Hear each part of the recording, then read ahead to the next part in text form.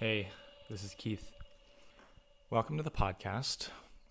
Today I'm going to get into some politics, and I really want to make this as palatable and interesting as possible to people that might not really care about politics.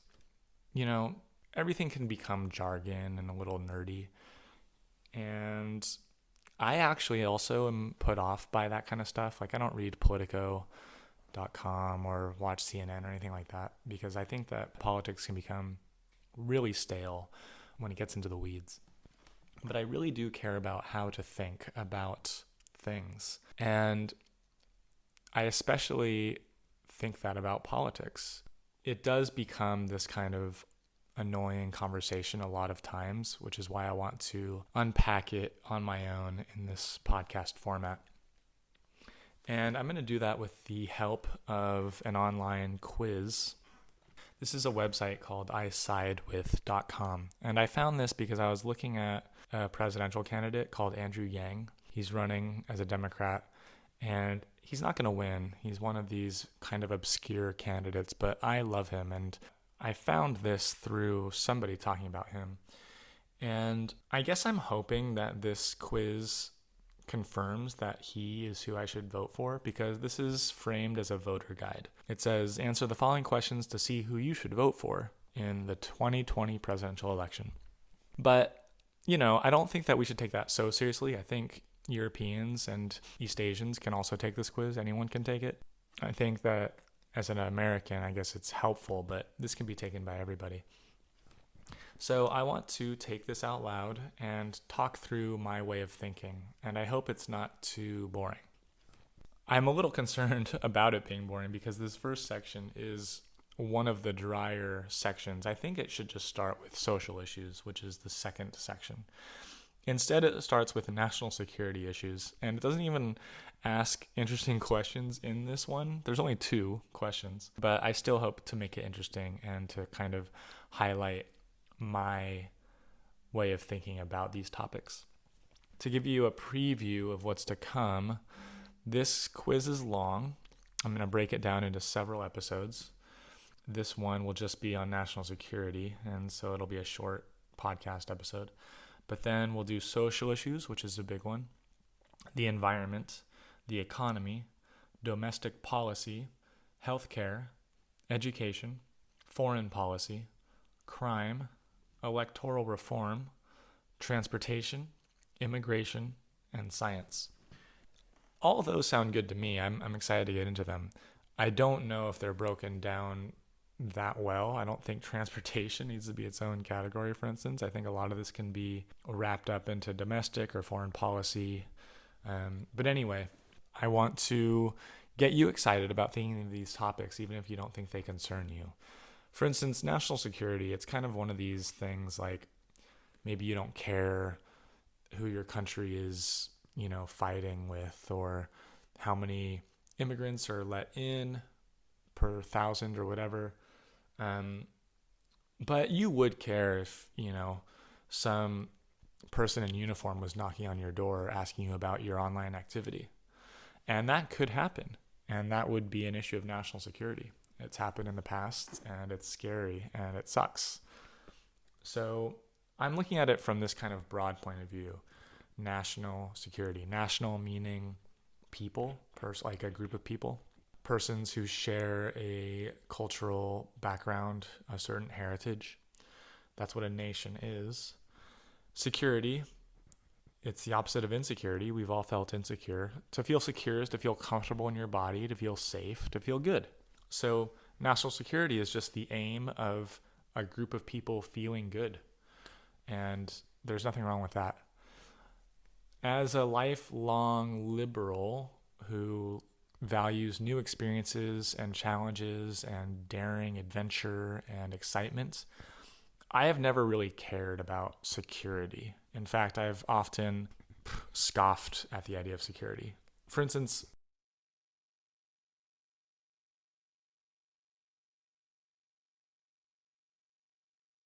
the TSA, the Transportation Security Administration.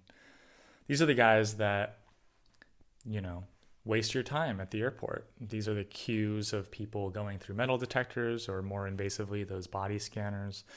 The people that make you take off your shoes and your belt and take your laptop out. The people that throw away your sunscreen because it's in too big of a bottle and pour out your water and all this. Like, what a waste of time. And if somebody had money to blow up for what? For this illusion of security. It's security theater. By attacking an airport without going through that security.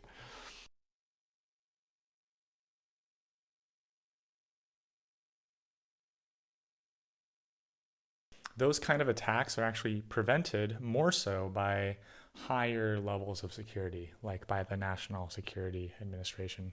That authority actually does do some actual intelligence work, some background checks, no-fly lists, and tracks the whereabouts of known suspected terrorists.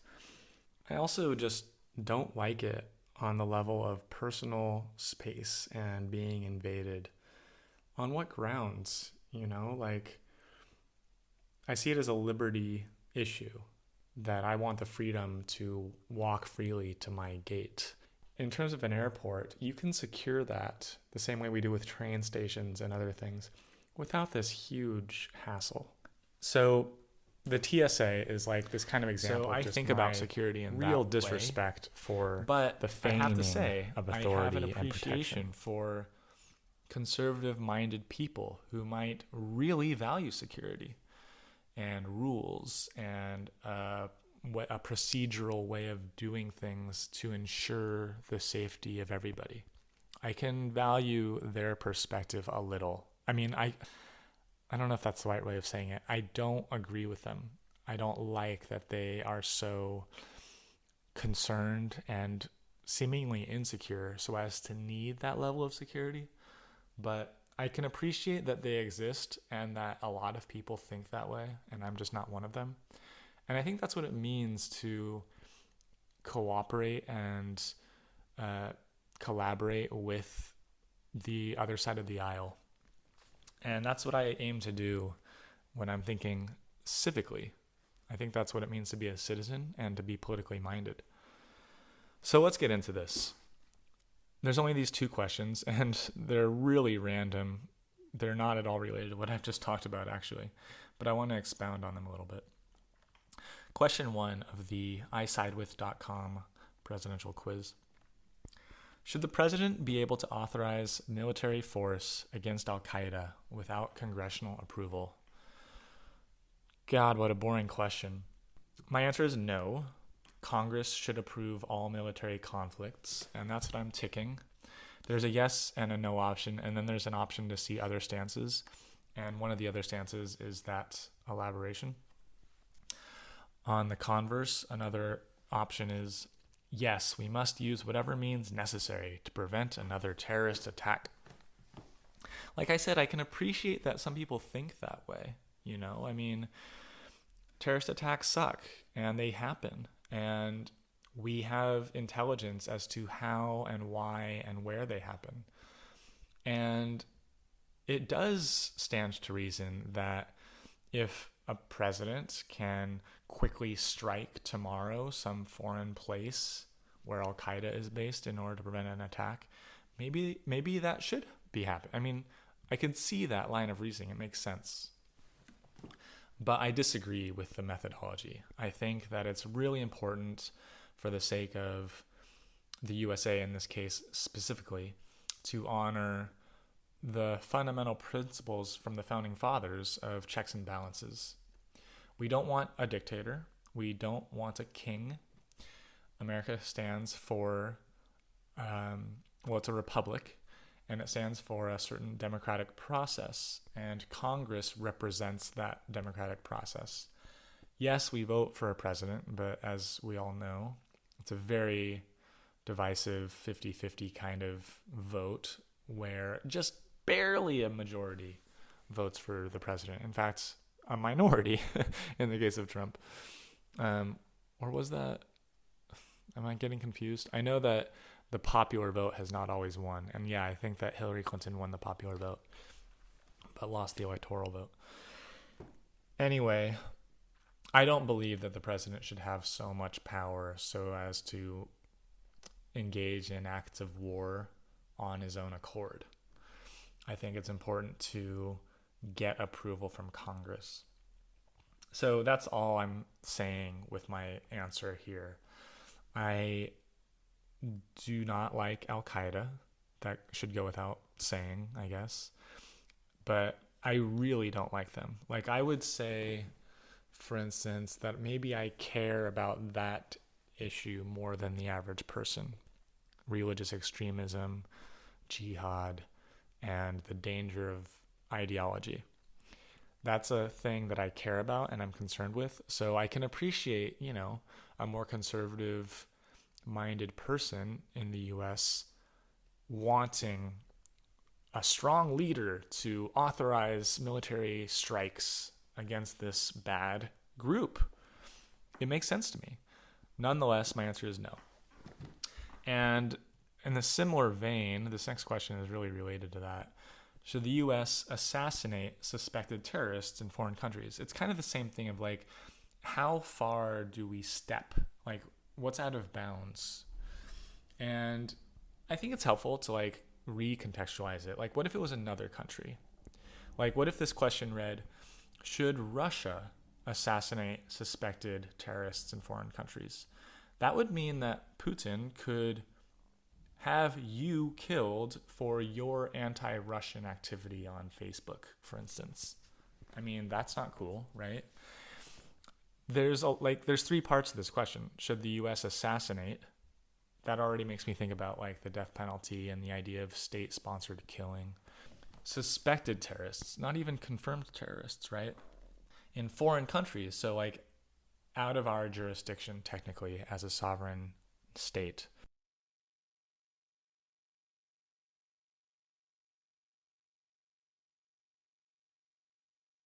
This should really be a United Nations issue.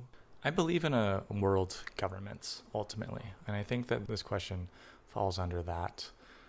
Some things require global attention with the input and collaboration of many global governments, a United Nations, a League of Nations. That's who should be handling international my answer is no again. Issues. The U.S. should not a sovereign state terrorists in like foreign countries. America. And my reasoning for that is essentially that it's out of bounds and it's not the way that I want my government to conduct itself, regardless of who the perpetrator is. So let me use a real world example. Osama bin Laden was a suspected terrorist, very suspected, probably the mastermind of 9/11 and the leader of Al-Qaeda. President Obama assassinated him. The U.S. government assassinated him while he was in Pakistan. And this was considered this big slam dunk, especially on George Bush, who failed to do so. And a victory lap of Obama, flexing his military muscle and proving to be this cool, strong leader. And I like Obama, and I was happy for him to have that news cycle. But I really disliked the way he did that, because even though I guess I can use the word hate for Osama bin Laden or what he stands for, I don't like this way of going about that.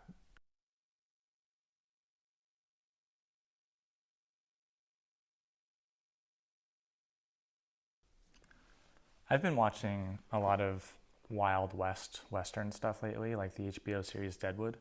And I'm thinking about it now in terms of this question, because that show, for instance, is all about the frontier of society and governments in formation, and this kind of interstice of, let's call it, tribal forms of justice, like vigilante justice and codes of honor and shootouts, versus proper due process in a court of law.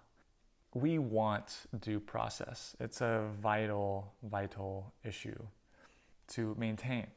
And it should apply to everybody.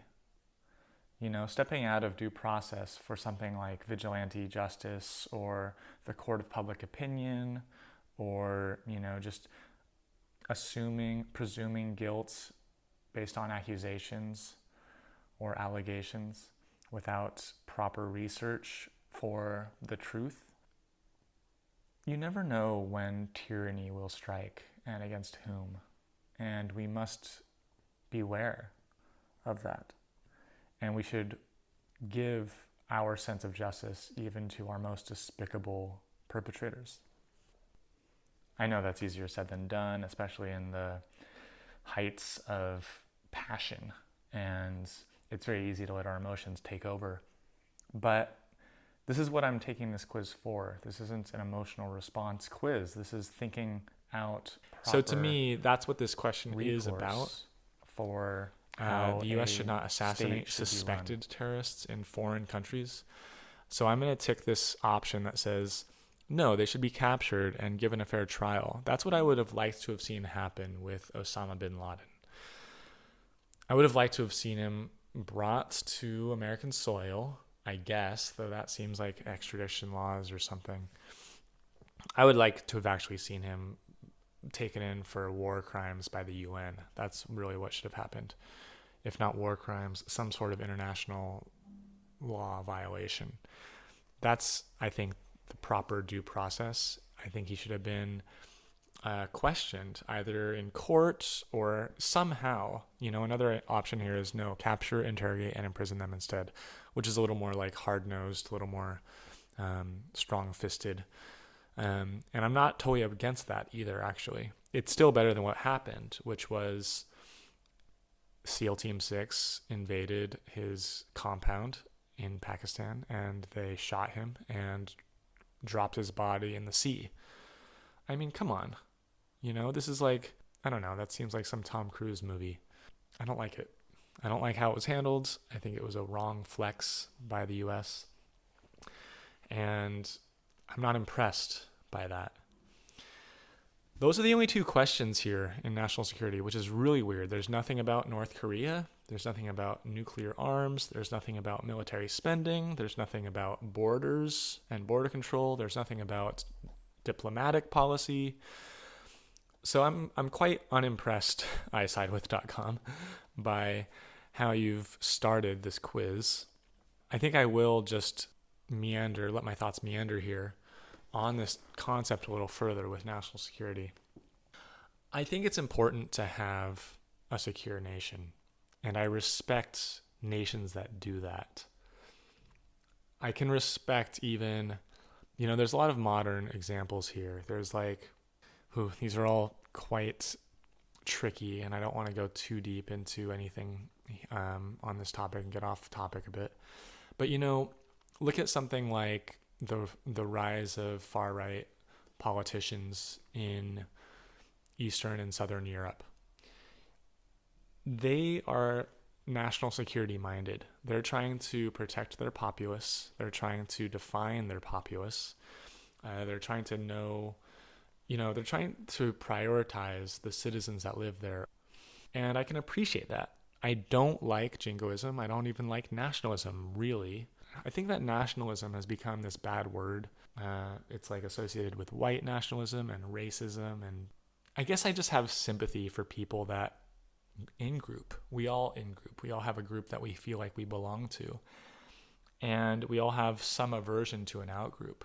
I don't care who you are. I mean, I hear far leftists clamoring that, for instance, Donald Trump is a racist because of ICE and deporting illegal immigrants, and no illegal immigrant is inhuman. But Donald Trump, you're inhuman, you're subhuman, you're a monster.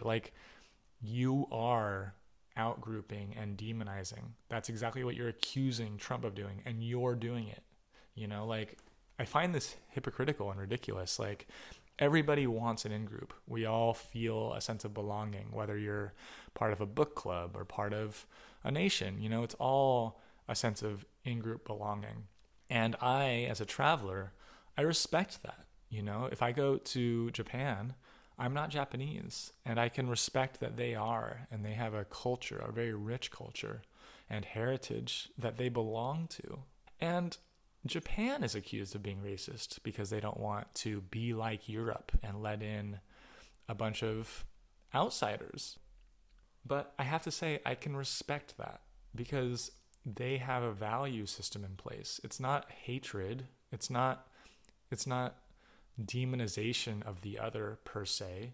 I mean, when it is that, that's bad. But the fundamental idea here is to secure your nation. And that's not wrong, fundamentally. You can do it wrong. And that's what I've said in this quiz. There are ways of doing that wrong, and I think it oversteps the bounds. But this is what it's about. It's about thinking clearly to really dissect and understand what the issues are, and to understand the other people's point of view. You know, like your neighbor or your uncle might feel less secure than you and might want more security in place. And it's fair enough to concede that to your neighbor when it makes sense.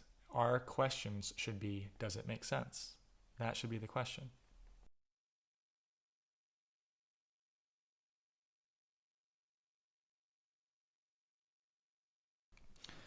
All right, so I think I can leave it there. There are still other issues of national security that we have not touched at all, like Iran and the US possible war with Iran, and cyber attacks and biological warfare and how to protect that. Not to mention like the accidental self-bombing through military silos that store nuclear arms, you know, or even Trump's supposed Muslim ban, where he's made a list of countries that aren't allowed into the US. I would love to touch all these, but I think I'll save them and just tease them here with this sense that while I still, for instance, just as a quick example, I'm against Trump's Muslim ban for technical reasons and ideological reasons, but I don't think it's entirely off base. I think that it has a seed of good intention that is blundered and mangled in its execution. But I can appreciate that groups want to protect themselves from suspected threats, generally speaking. And I think that's enough to try and seed into our minds that just maybe it's okay to be a little worried about some things and to think about doing something. In my opinion, banning a list of countries from entering your country is not a good answer. And obviously something like genocide is a terrible answer to a certain supposed threat. But while I'm not at all conservative on this topic, I can listen to a conservative without calling them a racist and presume the worst. And I think it's important that we do that when we talk about complex issues, because things are complex. Nothing is so simple as open borders or you're a racist, you know? Nothing is so simple as go and kill them all or you hate your country. You know, that's also ridiculous sounding, as I'm sure you'll agree. So this has been national security issues, or at least some national security issues of our time. And I'll leave it there. Next time we'll get into some other issues. So until then, guys, ciao.